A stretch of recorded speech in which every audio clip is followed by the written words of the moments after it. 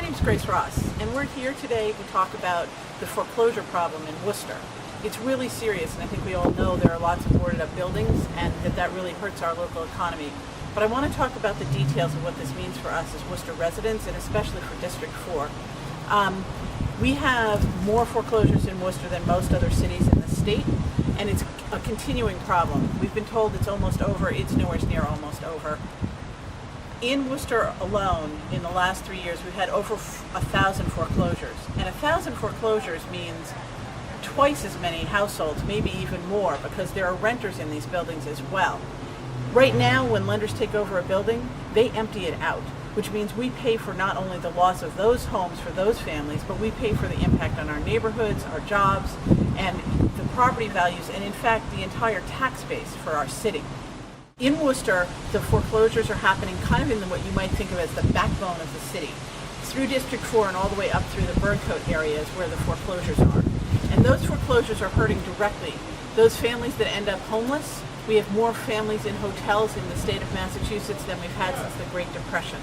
It hurts in terms of our schools because when families move, that means their kids move. We have a higher turnover rate in our schools now than we've had in a very long time, and it makes it almost impossible for students to learn and for teachers to teach. In addition, those empty houses mean an increase in crime. Studies show that for each 1% increase in foreclosures, there is a 2.33% increase in violent crime. So we're not just talking about empty buildings that are asking for someone to go in and vandalize and take the copper pipes. We're talking about actual more danger on our streets. So our entire city's in trouble, and it's why it's critical that we address the foreclosure crisis and we continue to address it in more innovative ways. We all know Worcester was out front 2 or 3 years ago. In fact, we had a model where people, because the city brought our city services together to focus on problem properties, people around the state and actually elsewhere in the country were coming to Worcester to see what we had done. In addition, the city figured out a way of doing what they call receivership. That means, say, a property is being walked away from either by the landlord or when the foreclosing lender shows up, they don't do anything for that property. You can actually go to court. The city can set up somebody to collect rents and take care of that property, sort of function as an interim manager for that property. It means people can stay, they can pay their rents, the buildings can be kept up, and while the ownership issue is being sorted out, we can still have people living in our neighborhoods. So it was a great idea. The problem is that the foreclosure crisis has gotten way beyond that. The amount of money the city has gotten from the feds, which is a lot of money, and they did a good job leveraging extra money. It's called Neighborhood Stabilization Program money, and they're getting 4.8 million to help after buildings have been foreclosed. The problem is that that amount of money will pay for, a third maybe of the units that are going to have been emptied just this year. And that's the money that we're expecting to get for the foreseeable future. What that means is that the money the city's getting to fix up properties isn't even keeping pace with the number of properties that are being foreclosed on. So we've got to do something about that. And there are things we can do. So the Worcester Anti-Foreclosure Team has been working with our neighbors to help them when there's a foreclosure. These two buildings, the landlord actually walked away from them because he knew he was in foreclosure, he couldn't possibly afford to pay the bills, and he told them to hold on to their rent. The problem is the buildings needed a lot of work. And so by saying to them, just hold on to your rent, there was no way for them to actually live here because the buildings became unsafe. In fact, we had sewage running down the street right here, which was a huge health hazard. And a lot of the folks who live here are families. So we were able to work with people. We were able to help them get code in to look at their building, at their apartments and figure out what the fix list was.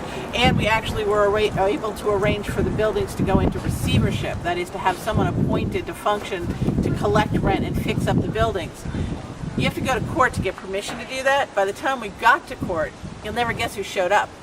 The lenders, who were the foreclosing institution on these buildings, showed up in court. Rather than have the buildings passed over to receivership, which would take them somewhat out of their control, they went ahead and foreclosed. They made arrangements with the tenants to stay and pay rent and to repair these buildings so that instead of what they were scheduled for, which was to be torn down, we actually have more housing in our district here. In addition, the city's got other programs going on. They've got Buy Worcester Now. They have this neighborhood stabilization funding that's coming into the city.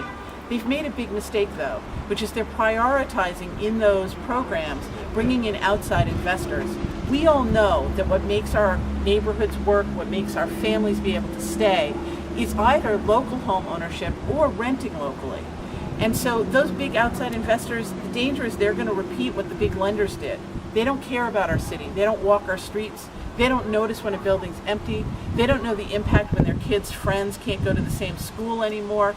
They don't recognize the tearing apart of the fabric of our neighborhoods, whether it's local community groups that lose people or our religious institutions. It breaks apart our ability to be with each other as neighbors in a thriving economy. So if the city can be persuaded, and we think it needs to happen, to put its money towards local home ownership and local rental, then we're going to be able to rebuild our neighborhoods and actually make them safer from any kind of foreclosure crisis in the future. But it's going to be a lot of work, and we have to acknowledge a problem before we can fix it. And that's why I'm here today talking to you, because Worcester needs to acknowledge that we're still in trouble with foreclosures. We're still needing more work, and we're still needing help to fix up all the buildings in our neighborhoods so that we can have the kind of thriving economy we need and deserve.